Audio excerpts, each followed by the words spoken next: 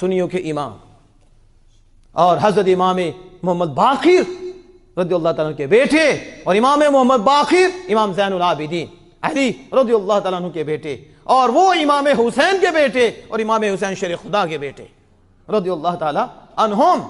اب سنو، آپ اپنے غلاموں کے ساتھ بیٹھے ہوئے تھے تو ان کو آپ کہہ رہے تھے آؤ آؤ تا بیعت کنیم، ہم بیعت کریں،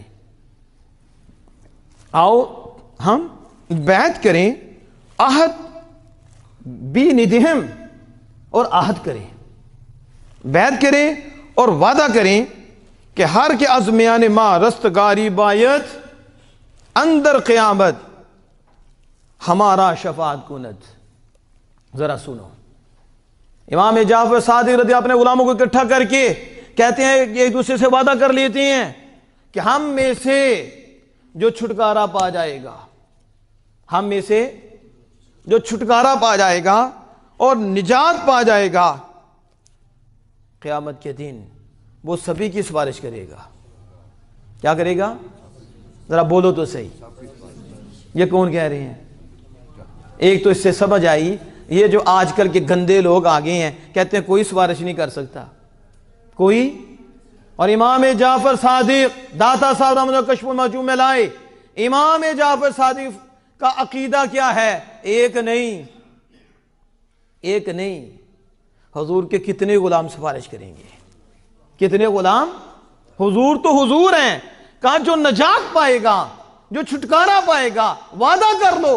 کس بات پہ وعدہ لے رہے کہ اس کی کوئی حیثیت نہیں قیامت کے دن، کسی ولی نبی کی کوئی حیثیت نہیں، اصحاب رسول، ازواج رسول، آل رسول، غلامان رسول کوئی نہیں۔ کہا کس سے دین لے رہے ہو؟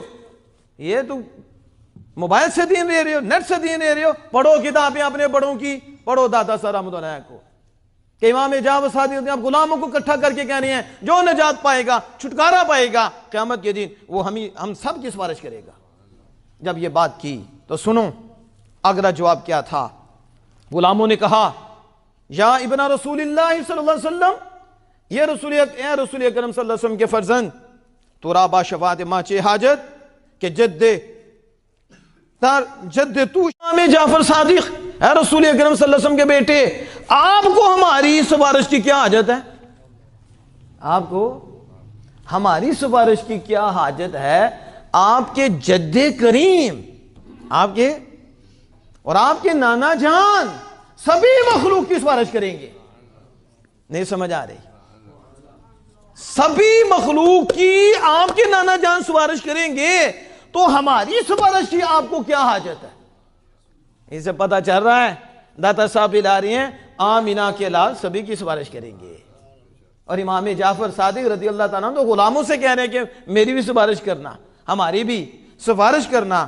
تو آگے جواب سنو، آپ نے پھر جواب کیا دیا؟ انہوں نے کہا آپ کے نانا جان سبھی کی سفارش کریں گے تو پھر ہماری سفارش کی آپ کو کیا ضرورت ہے؟ تو آپ نے کہا من بئی افعال خود شرم دارم کہ اندر قیامت بروز جد خود نگرم۔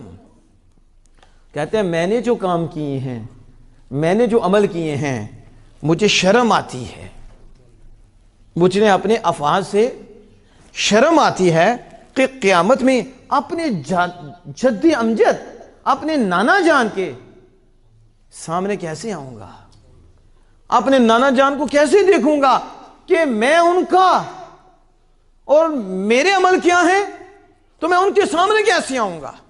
آپ بتاؤ یہ کون ہے؟ یہ امام جعفر صادق ہے، امام جعفر صادق۔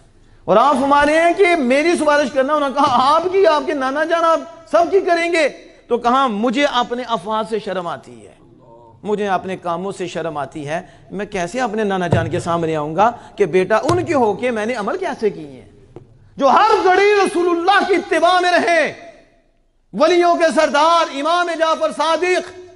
اور آج ہی دیکھو ڈر، انکساری، خوف دیکھو، انکساری دیکھو، دوسرے کو کہہ رہے ہیں غلاموں کو ہماری سفارش کرنا، میرے تو اعمال یہ ہیں۔ آج تو ایک نماز پڑھ لی جائے تو کسی کو بندہ نہیں سمجھتے، تھوڑا سا اللہ کی راہ میں دے دیا جائے تو طنز و تشنیع شروع ہو جاتی ہے، اپنے آپ کو سخی سمجھ لیتے ہیں، اور پتہ نہیں کہاں چلے جاتے، کہتے ہیں میرے سے بڑا کوئی بھی نہیں ہے۔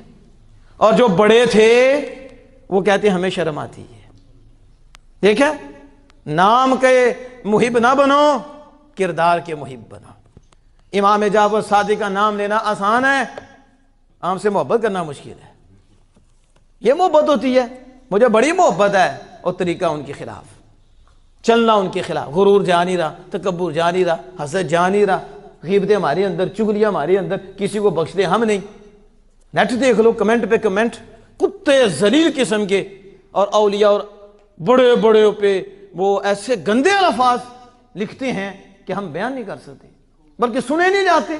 جس طرح وہ بکواس کرتے, وہ صدا اس ذلیل کو استنجے کے مسئلے کا بنا بتاؤ کہ استنجا کس طرح کرنا ہے, اور بولے امام جعفر صادق, بولے آل پاک پہ, اور بولے صحابہ رسول پہ, اولیاء پہ, کہ تمہاری کیا اوقات ہے ظالموں, اور جن کی زندگی ہر لمحہ رسول اللہ کی اطاعت میں گزری ہے, وہ بھی کہتے ہیں کہ تم ہماری سفارش کرنا. لاؤ ایسی عاجزی, ایسی لاؤ ہستیاں ہمارے سامنے کہ جو مقبول بارگاہ خداوندی بھی ہیں, مقبول بارگاہ مسببی بھی ہیں.